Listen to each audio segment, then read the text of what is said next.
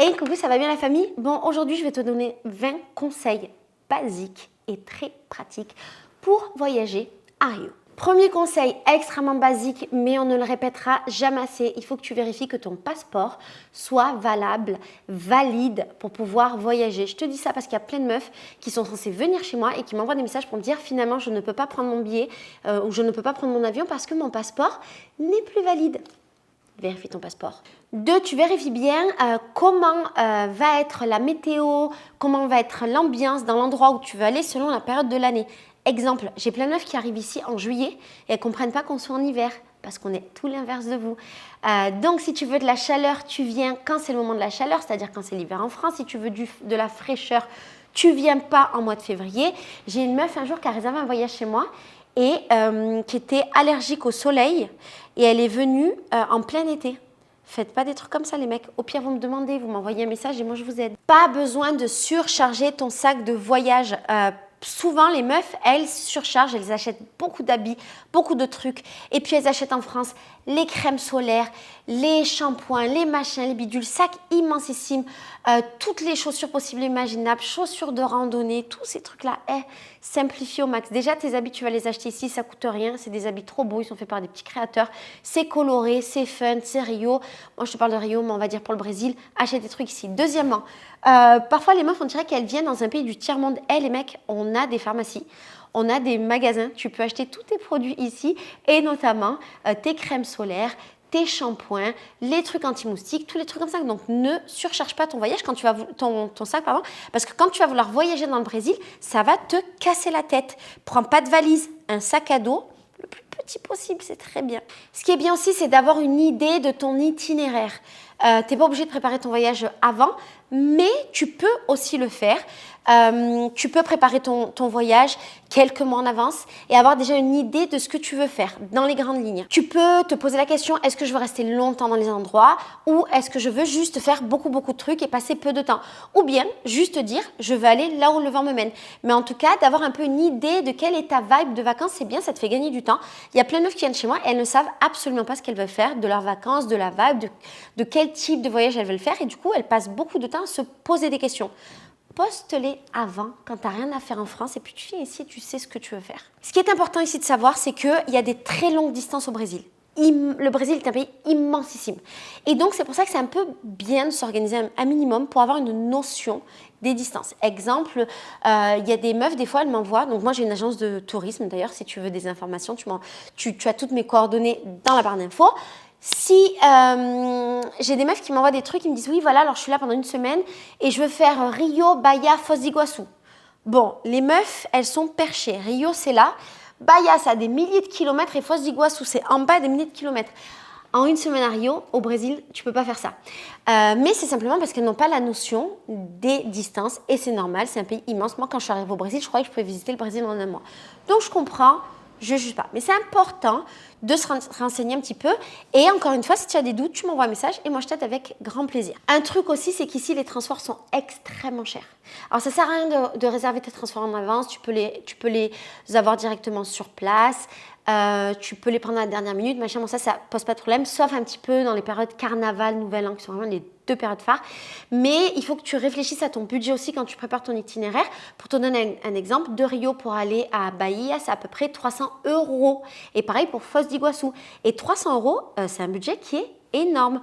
Donc, attention à ton budget. Alors, au Brésil, il faut travailler sa patience. Je te le dis parce que j'ai plein de meufs qui m'envoient des messages qui sont extrêmement stressées de la vie et qui ont besoin de réponses tout de suite maintenant, oh là là, comme des Françaises et des Parisiennes. Ici, on est tranquille, on prend le temps de faire les choses. Donc, il faut travailler sa patience. Et quand les Français et notamment, j'avoue, les Parisiens arrivent ici, ils s'embrouillent avec les gens dans les bars, dans les restaurants, dans les cafés, les guides, tout ça, parce que ils veulent tout de suite et parce qu'ils ne comprennent pas qu'au Brésil, on est très tranquille. Et alors ça, encore, c'est Rio. Dans le nord, apparemment, tu peux attendre 1 heure, 1 heure et demie pour avoir ton plat et peut-être il n'arrive jamais. Bon, mais ça fait partie du jeu. Vous êtes en vacances, les mecs, tranquille.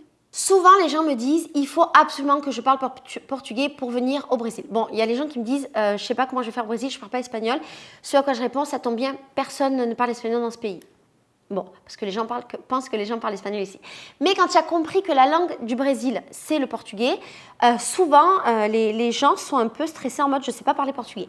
Ce que je leur dis et ce que je te dis maintenant, c'est que, sauf erreur de ma part, on ne peut pas connaître les langues de tous les pays qu'on visite. Bon, et ben c'est pas très grave. Si tu vas apprendre quelques notions, tu apprends bonjour, merci, je suis perdue, comment elle est là, nanana ». Il y a plein de sites qui te permettent des applications machin, c'est pas très compliqué. Mais tu n'es pas obligé de parler cette langue. Bien sûr, les Brésiliens ne parlent pas très bien anglais, donc tu vas voir que tu vas galérer. Mais tu peux parler de plein de manières différentes. Et d'ailleurs, je te mets dans la barre d'infos une vidéo que j'avais tournée en Espagne où j'explique qu'on n'est pas obligé de parler une langue pour voyager. Et dans cette vidéo, tu verras que je parle avec plein d'espagnol. Je ne parle pas espagnol. Je parle même pas anglais à l'époque. Je parle toujours pas espagnol et anglais. Mais tu n'as pas besoin d'apprendre la langue, puis ce serait impossible de connaître les langues de tous les pays. Donc juste va. Au pire, tu mets Google Traducteur sur ton téléphone et ça résout tous les problèmes de l'humanité. Alors à Rio, ce qui est bien, c'est de savoir choisir ton quartier pour un petit peu avoir une vibe qui soit en accord avec ce que tu veux. Tu as deux solutions. Soit tu décides de passer du temps ici et de faire plein de quartiers. Franchement, moi quand je suis arrivée, j'ai fait ça. J'ai vécu à Copacabana, Ipanema, Gloria et après je suis partie à Santa Teresa et là, c'était le coup de cœur de mon existence. Et il y a plein de voyageuses qui font ça. Elles viennent, elles essayent plein de quartiers. Soit tu te renseignes un tout petit peu sur les vibes des quartiers avant. Et je pense te faire une vidéo sur le sujet et je pense avoir un article. Si je l'ai, je te mets dans la barre d'infos. Mais sinon, tu m'envoies un message, je te donne les infos et j'ai aussi un groupe WhatsApp dans lequel il y a plein de Français qui voyagent à Rio qui peuvent te donner plein d'informations. Mais ça va te faire gagner du temps. Par exemple, si toi, t'aimes faire la fête, sortir et compagnie, ben, ça ne sert à rien d'être vers les plages parce que si tu es vers les plages tous les jours pour pouvoir sortir, que ce soit la journée ou le soir, tu vas devoir payer super cher en transport et donc ça va te coûter le double de ton budget juste pour pouvoir faire tes allers-retours. Donc, si tu aimes sortir, vaut mieux être dans le centre. Si tu aimes une vibe super tranquille, chill, tu veux pas trop sortir, tu vas être qu'à la mer et tu veux te réveiller, aller à la plage, là, je vais te conseiller d'aller vers la mer. Tu veux un quartier populaire, tu veux une favela, tout ça, il faut que tu saches un petit peu quelle est l'énergie que tu cherches ici à Rio. Mais on est là pour t'aider, t'inquiète pas. C'est important d'établir une idée de budget. Rio, c'est extrêmement cher. On ne croit pas parce qu'on se dit, bon, 1 euro égale 5,4 réals. En tout cas, maintenant. Bon, quand j'étais ici à un moment donné, c'était 1 euro égale 7 réals. C'était le paradis. Mais maintenant, c'est 5,4. Bon, on se dit, c'est bon, les choses, elles coûtent 5 fois moins cher. Ceci étant, la vie reste quand même extrêmement chère. Et les voyageurs, généralement, quand ils viennent ici, ils disent que c'est une des villes les plus chères d'Amérique latine avec les villes du Chili qui, généralement, sont très chères aussi. Donc, c'est important de savoir un petit peu combien coûtent les choses. Je t'ai fait une vidéo que je t'ai actualisée l'année dernière avec le prix des trucs. À mon avis, d'ici 1 an ou 2, je t'en ferai une autre pour t'actualiser. Mais celle-là, elle marche encore très bien et ça va te donner une idée et tu vas pouvoir te dire « Ah, voilà, j'ai besoin de temps pour pouvoir vivre bien. » Je te prépare d'autres vidéos aussi dans lesquelles je vais te donner des budgets par quartier, par temps, ici, machin. C'est difficile de faire ça, mais je suis en train de te le préparer. Donc, ça va te donner une idée et si tu veux avoir accès à ces vidéos, abonne-toi à la chaîne, comme ça tu les reçois. Et donc, voilà, ça te donne une idée. Et puis aussi, pareil, si tu as besoin, tu nous contactes et nous, on t'aide à trouver tes budgets. Mais ça, c'est important. Alors, Rio, il faut être vigilant en permanence. Je sais, c'est compliqué. Il y a plein de gens qui ne supportent pas vivre dans cette ville. Ça reste une grande ville avec ses qualités, ses défauts. Et les défauts, c'est que oui, on a des braquages, on a des vols. C'est pas très agréable. Ceci étant, si tu fais attention, si tu suis certaines règles, en vrai, tu minimises au maximum les risques qu'il t'arrive quoi que ce soit et il y a de fortes chances que ça se passe très bien. Et si jamais ça t'arrive, bon pire, tu te fais voler un téléphone, ça fait chier mais c'est pas grave. Prends une assurance. Moi je travaillais dans la téléphonie pendant très longtemps, j'avais des magasins de téléphone et les gens quand tu voyageais, je leur disais prenez des assurances et ceux qui prenaient pas d'assurance et qui allaient dans des pays qui se faisaient voler, ils étaient deg. Prends une assurance, comme ça au pire des cas tu te fais voler tes decks pour tes photos, charge tes photos tous les soirs, mets dans ton cloud, comme ça au moins t'es tranquille. Et comme ça, si tu te fais voler, bon ben voilà, c'est pas très grave. Je t'ai fait une vidéo, je t'ai fait plusieurs vidéos qui te parlent de la sécurité à Rio. Regarde-les, suis mon conseil. Il y en a une que je t'ai fait il y a très longtemps, il y a 6-7 ans quand je suis arrivée ici, mais je trouve qu'elle est encore hyper valable. Regarde-les, fais attention, que ce soit sur les plages, dans la ville, le soir, nanana, et il y a de fortes chances que ça se passe bien. Ah, important, installe l'application Uber avant d'arriver ici. Alors, pourquoi? Parce que souvent les touristes, selon les villes dont ils viennent, ils n'ont pas Uber sur leur téléphone. Je peux comprendre, moi, avant d'arriver à Rio, enfin du moins avant de voyager, je ne savais même pas ce que c'était Uber. Bref, le truc c'est que si on utilise beaucoup Uber, et si tu n'as pas l'application, tu ne pourras peut-être pas la mettre parce que parfois pour pouvoir l'installer, on te demande un code que tu reçois par SMS, sauf que ton téléphone il est ici, tu n'as pas forcément l'option pour recevoir les SMS, et là vas-y c'est mort, tu ne peux pas le mettre. Donc, installe Uber avant. Et ici, sache que tu vas l'utiliser tout le temps. Moi, quand je suis arrivée, je faisais trop ma belle et je disais non, moi je suis une voyageuse, hors de question que j'utilise Uber, nanana. C'est faux parce qu'ici, en fait, Uber, ça coûte pas très cher et c'est notre moyen de transport le plus commun quand on a un peu les moyens. Je dis pas que tous les Brésiliens l'utilisent, bien sûr que non. Les gens qui sont plutôt de classe un peu pauvre, machin, bien sûr qu'ils n'utilisent pas, mais quand tu es de classe moyenne un peu haute, tu l'utilises tout le temps. Et vous, quand vous venez de France, vous êtes riche. Donc, des courses à 5 euros, 6 euros, pour vous, ce sera rien. Moi qui vis ici, j'utilise Uber tout le temps. Donc, faites cet effort-là. Vous me remercierez quand vous serez ici. Si jamais vous arrivez à l'aéroport vous de Rio et vous ne savez pas quoi faire, comment Anna. Bon, déjà, si vous êtes plutôt du genre à vouloir un peu organisez les trucs, prenez un chauffeur privé pour partir de l'aéroport et arriver dans votre hôtel. Pourquoi? Vous allez arriver dans l'aéroport, les taxis, on oublie, c'est des voleurs, ils multiplient les prix, c'est un truc de ouf, prenez pas de taxi à Rio, c'est chiant. Et pour prendre des Uber, selon l'heure à laquelle vous arrivez, machin, c'est complexe. Généralement, les avions, ils arrivent ici à 5 heures. Ça change, mais souvent, c'est des horaires chiants, du genre 5 heures ou le soir. Parfois, c'est un peu compliqué de trouver des Uber, alors que si vous avez un chauffeur, c'est mieux. Alors, le chauffeur va vous coûter beaucoup plus cher que le Uber. Pour vous donner un exemple, un Uber, selon là où vous habitez à Rio, allez, vous en avez pour à peu près 50 réals, ça fait du 10 euros. Chauffeur privé, c'est entre les 70 et 100 réals. Donc, ça peut monter à 20 euros, c'est carrément le double. Des taxis, c'est encore plus cher. Mais parfois, ça vaut la peine d'avoir son chauffeur. Tu arrives à l'aéroport, il t'envoie un message, il t'attend. Tu te casses pas la tête, tu sors, il est là, c'est quelqu'un de confiance, il t'amène d'un point A à un point B. Si tu veux le contact d'un Uber de confiance, il y en a un que je connais très bien qui s'appelle Danone, qui travaille avec moi depuis des années et c'est lui qui ramène toutes les meufs chez moi. J'ai une maison d'hôte ici et qui prend les meufs de chez moi pour les amener à l'aéroport. Donc, c'est vraiment un un chauffeur privé de confiance avec qui je travaille depuis. Voilà. Je te donne son contact, tu le contactes de ma part et au moins tu es tranquille. Alors, ne traîne pas avec ton passeport dans ton sac. Ça, c'est l'erreur fatale des touristes à Rio. S'il te plaît, ne fais pas ça. Copie de ton passeport, soit en papier, soit dans ton téléphone. Mais allez, on va dire peut-être tu peux te faire voler ton téléphone. Papier, c'est très bien parce que si jamais tu te fais voler tes informations, tes papiers d'identité, déjà ta copie, elle va te servir à avoir un passeport d'urgence beaucoup plus vite. Premièrement, ça c'est du vécu. Je me suis fait voler en Argentine toutes mes affaires, donc c'est vraiment du vécu. Et deuxièmement, si tu te fais voler ton sac, et ben au moins tu n'as pas perdu ton passeport et donc problème réglé, tu n'as pas de problème de passeport. Et une CB de voyage, c'est quoi? Au lieu d'avoir ta CB dans laquelle tu as plein d'argent, tu as une CB de voyageur. Moi je pense à Revolut, N26 qui sont super, je t'ai fait plein de vidéos sur la question, je te mets dans la barre d'infos. Je ne sais pas si j'ai fait une vidéo sur N26. Dites-moi dans les commentaires, mais N26 c'est très bien. Et c'est des cartes dans lesquelles tu vas pouvoir mettre de l'argent. Moi, ce que je faisais quand je voyageais, et je t'avoue, au bout de 7 ans, je le fais encore, j'ai ma petite carte. Donc, j'ai ma carte Revolut professionnelle avec plein d'argent. Je ne sors pas beaucoup avec elle, juste pour retirer, machin, ou quand je suis dans des situations assez safe, mais je sais qu'il peut m'arriver des problèmes. Et d'ailleurs, elle a très souvent été clonée dans des endroits où j'étais. Et comme Revolut, c'est super, ils ont capté que ça avait été cloné. Quand je me suis fait voler l'argent, ils m'ont remboursé immédiatement. Et souvent, ils ont bloqué les clonages. Bref, j'ai ma petite carte Revolut perso qui est gratuite, dans laquelle il y a des systèmes de coffres. Et en fait, je mets mon argent dans un coffre. Par exemple, j'ai 500 € sur ma carte. C'est dans un coffre. Et dans le compte commun, c'est-à-dire celui avec lequel je paye, eh ben, je vais avoir 50 € ou 100 €. Si je me fais voler, les mecs, au pire, ils gagnent 100 € et Revolut va me rembourser parce qu'ils sont super au niveau des vols et compagnie. Mais au moins, je ne perds pas tout mon argent et les mecs, ils ne font pas 10 000 achats. Il faut savoir que quand tu te fais voler ta carte bleue ici, parfois les mecs te demandent le code. Mais là, allez, tu ne parles pas français, peut-être qu'ils ne te demandent pas, mais j'ai déjà vu plein de fois cette situation. J'ai déjà vu la situation des mecs qui t'amènent pour retirer de l'argent. Et si tu n'as que 100 €, ben, tu es bien content qu'après la machine ne marche plus et que tu aies perdu que 100 €. Et troisièmement, ils ont des machines à carte bleue et ils la passent, mais dans les 4 minutes. Il n'y a pas longtemps, je me suis fait braquer. Ça arrive, je t'ai fait une vidéo sur le sujet, sur la barre d'infos. Je me suis fait braquer, les mecs ont pris ma carte bleue qui était dans mon sac. Et dans les 4 minutes, ils ont essayé de me voler. Mais vraiment, je suis partie et la chance que j'ai eue, c'est qu'ils ne m'avaient pas volé mon téléphone. Et donc, immédiatement, j'ai bloqué ma carte bleue. Et en fait, j'ai vu qu'ils avaient déjà essayé de me voler. Mais comme Revolut est exceptionnel, ils n'ont pas réussi à me voler un centime. Donc voilà, je te mets les vidéos et je te mets un code promo Revolut. Je ne sais pas trop à quoi ça te donne droit, mais je pense que tu as droit à une livraison gratuite et peut-être des avantages. Bon, je ne sais pas ce que ça donne.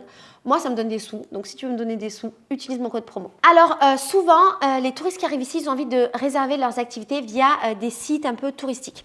Par exemple, visiter le CRIS, visiter le pain de sucre, ce genre de trucs qui sont ultra basiques, ils veulent faire via ces sites-là parce qu'ils ont l'impression que c'est plus safe. C'est pas plus safe, c'est pas plus simple. Il y a la plupart des trucs très touristique à faire à Rio. Ils sont extrêmement bien organisés et tu n'as pas besoin de pré-acheter tes places, d'autant que tu ne sais pas ce qui peut se passer. Peut-être tu n'as pas envie, peut-être il pleut, peut-être tu as changé d'avis, tu as changé de jour, machin. Achète sur place sans aucune peur. Achète la veille, tu peux acheter sur les sites ou tu peux acheter directement sur les lieux. Et si tu ne sais pas comment aller au Christ, aller au pain de sucre, tous ces trucs-là, j'ai fait des vidéos sur le sujet, je te les mets en barre d'infos. Ou bien comme d'hab, tu m'envoies un message et moi je t'envoie des liens vers mon site qui t'expliquent tout. Il y a des touristes des fois qui ne veulent pas sortir la nuit parce qu'ils ont peur. Par rapport à tout ce que je dis, faites attention, il y en a. Sortez la nuit. Une expérience à Rio sans sortir la nuit, c'est une expérience où tu as perdu la moitié de ton expérience. Et j'ai dit beaucoup trop ce mot-là pour que tu ne sortes pas la nuit. J'ai créé un groupe WhatsApp qui s'appelle Rio Entraide, dans lequel tous les jours, Virginie, qui travaille avec moi, et moi-même, on vous met tous les trucs à faire à Rio. On prend le soin de vous mettre des soirées qui sont safe, qui sont cool, généralement qui sont gratuites, qui sont dans la rue et avec des gens qui sont très chouettes. On fait ça pourquoi? Pour que vous ayez une vraie expérience de la nuit qui soit géniale. La nuit, c'est quoi? C'est pas les boîtes de nuit. Boîtes de nuit, c'est un peu de la merde. Sortez pas dans les boîtes de nuit à Rio, ça n'a aucun intérêt. Mais par contre, allez dans ces soirées où vous allez découvrir la culture brésilienne de manière la plus diversifiée possible parce qu'on prend soin de vous envoyer des trucs très différents. Eh bien, ça va vous permettre d'avoir une expérience assez incroyable et encore une fois, qui ne va pas vous ruiner parce qu'on vous envoie généralement vers des trucs gratuits. N'ayez pas peur. Bien sûr, il faut faire attention. Il y a plein de vidéos sur ma chaîne qui vous parlent de comment faire attention, encore une fois. Mais ne vous laissez pas envahir par des peurs et faites les choses. Ah oui, s'il vous plaît, ne buvez pas trop d'alcool parce que l'alcool, ça vous rend vulnérable. Pas besoin de changer de l'argent, pas besoin de venir avec beaucoup d'argent au Brésil pour pouvoir le changer. Je vous mets dans la barre d'infos un article qu'on a écrit avec Virginie sur le change et les banques au Brésil. Tout est très facile. Bon, je dis Brésil, mais c'est globalement Rio, mais je pense que c'est pareil dans tout le Brésil. Tout est extrêmement bien fait pour que vous puissiez payer par carte bleue où que vous soyez. Même une bouteille d'eau à un petit marchand, tu peux la payer par carte bleue. Donc, vous ne cassez pas la tête. Avant de partir, vous voyez avec vos banques, vous mettez l'option internationale pour ne pas avoir de frais. Vous payez par carte bleue. Au pire des cas, vous retirez de l'argent. Mais le change, c'est pas la meilleure option. En tout cas, c'est pas la moins onéreuse. Et si toutefois vous devez aller voir un change, il y a une application qui s'appelle CoChange qui vous donne les meilleurs changes selon où vous voulez. Ou bien il y a un truc que je donne toujours aux gens de mon agence. J'ai un mototaxi à moi qui est habitué à un bureau de change qui est vraiment bien et qui a un taux de change qui est bon. Et en fait, généralement, je donne son contact. Il vous récupère à votre hôtel, il vous amène au bureau de change, il vient avec vous pour voir que vous ne soyez pas arnaqué et que tout se passe bien. Et d'ailleurs, la pote de Jérém Star, c'est une anecdote qui est réelle, s'était fait arnaquer dans ce bureau de change, mais on ne sait pas si c'est une arnaque ou si c'était une erreur. Allez, on va mettre ça sur le compte de l'erreur. Et elle était avec 2 mototaxis à moi. Et les mototaxis, ils sont retournés là-bas et ils ont dit au mec, tu me montres les caméras de surveillance, machin, moi je veux voir ce qui s'est passé parce qu'on a l'impression qu'il y a un truc pas net, la meuf elle est rentrée chez elle, elle n'avait pas le bon montant, nanana, donc tu nous règles ça. Eh bien, ils ont pressionné les mecs et ils ont réussi à ce que les mecs admettent une erreur dans le compte de l'argent et qu'ils donnent le bon montant à cette meuf-là. Et si cette meuf avait été toute seule face à un bureau de change, elle n'aurait jamais eu gain de cause. Et donc c'est un bon plan d'aller avec ces mecs-là, donc il y a 2-3 mecs de mon agence qui ont l'habitude de faire ça avec les touristes. Au moins, vous êtes avec des mecs sécures qui vous sécurisent, ils vous amènent au bureau de change. Et après, quand vous sortez avec de l'argent, au lieu d'être seul dans la rue avec beaucoup d'argent, ils vous ramènent à votre hôtel en moto. Donc, c'est le moyen le plus sécure. Si vous voulez le contact de ces mecs-là, vous m'envoyez un message sur Instagram ou sur WhatsApp et moi, je vous donne toutes les infos. Les touristes, vous mettez de la crème solaire là parce que le soleil du Brésil, il vous défonce. Et tous les touristes là, blancs que je vois qui sont écrevisses, qui se brûlent littéralement, qui font des insolations, qui sont malades et qui perdent leur jour de vacances à cause de ça, c'est bon. Crème solaire. Et si jamais vous avez un grand coup de soleil, il y a un produit ici, je vais vous mettre une image qui s'appelle Pasta de Agua. C'est ce qu'utilisent les surfeurs. Vous mettez ça sur vos brûlures, ça vous arrête la brûlure immédiatement et ça vous règle le problème, ça vous enlève le coup de soleil. Par contre, vous n'en mettez pas sur le visage parce que c'est tout blanc et ça ne part pas à l'eau pendant 24-48 heures. Donc, surtout pas au visage, ok? Ça se trouve dans les pharmacies et vous pouvez le commander à distance via une application qui s'appelle Rappi qui est trop bien. D'ailleurs, un autre conseil, si vous devez faire des courses ou commander à manger, sachez que Uber Eats n'existe pas. Au Brésil, ils sont partis et donc nous, on a une application qui s'appelle Rappi qui est super facile. On a iFood aussi qui fonctionne bien. Rappi, moi, j'ai pu le faire fonctionner qu'avec mon compte PayPal. J'ai jamais réussi à mettre une carte étrangère dessus. Et donc, vous pouvez commander vos médicaments tout ce que vous voulez en fait, des médicaments, du manger, des courses pour la maison, même du manger pour chien si vous avez envie, vous pouvez commander là.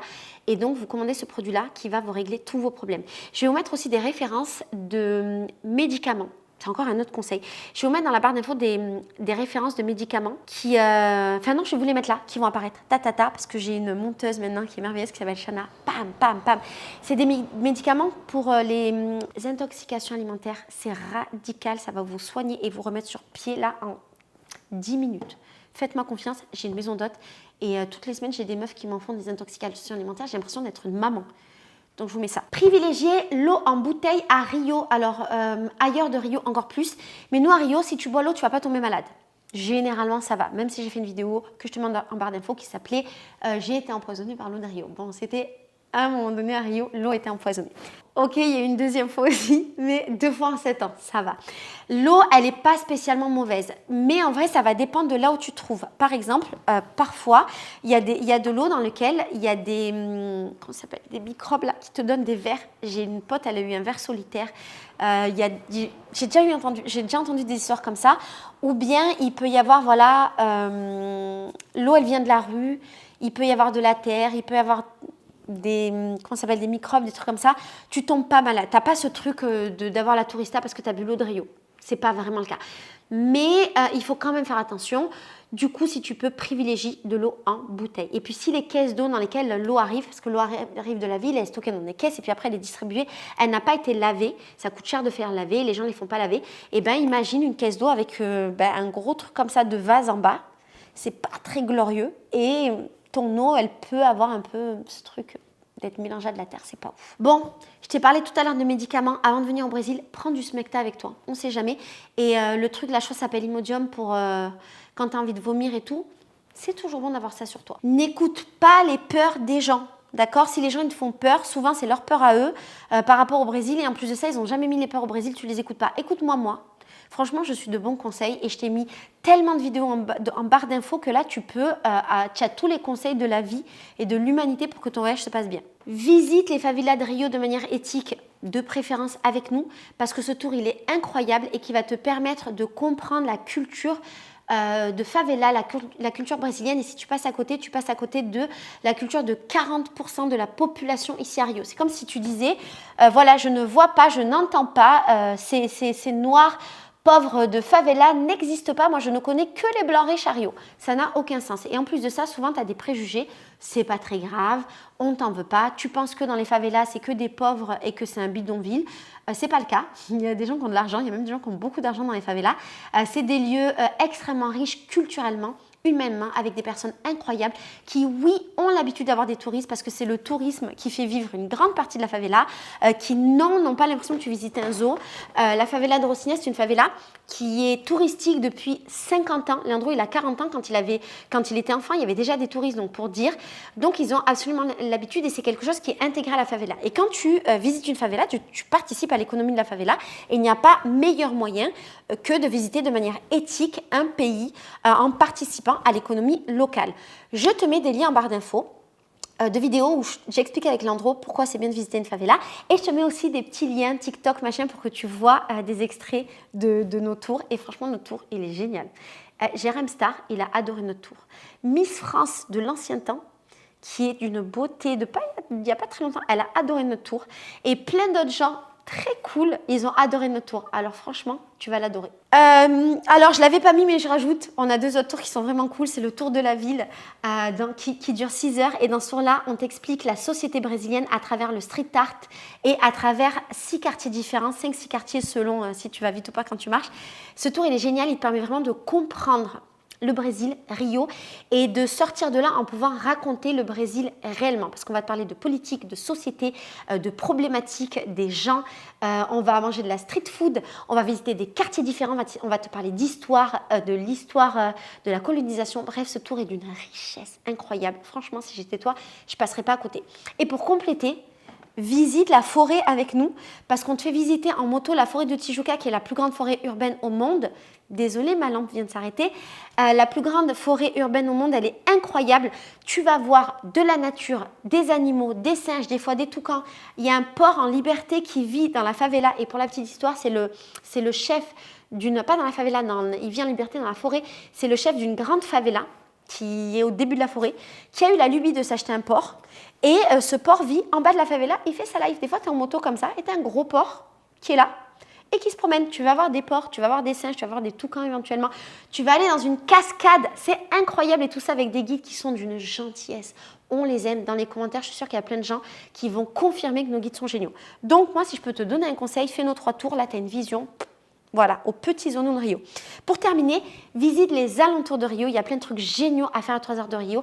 Et tu peux le faire soit en plusieurs jours, soit en une journée. Et si tu as besoin de contacts pour le faire en une journée, je t'aide avec grand plaisir. Voilà, ça devait être une vidéo de 20 conseils. Franchement, c'est une vidéo de 50 conseils. Si tu as besoin de plus, je te mets l'Instagram de mon agence de voyage de tourisme dans la barre d'infos. Tu m'envoies un message là. En plus, ça te donne notre WhatsApp, donc tu as un contact direct avec nous. Pitié, n'utilise pas mon WhatsApp pour me dire que tu m'aimes. Bon, tu peux le faire. Je reçois des messages d'amour sur mon WhatsApp, mais il n'est pas fait pour ça. C'est un WhatsApp de travail, s'il te plaît, qui est partagé entre plein de gens. Donc, on l'utilise que pour le travail. Moi, je te fais des gros bisous. J'espère de tout mon cœur te rencontrer. Généralement, si tu suis tout ça, il y a un moment donné dans la vie où on se rencontre. Ok? Gros bisous. Ciao.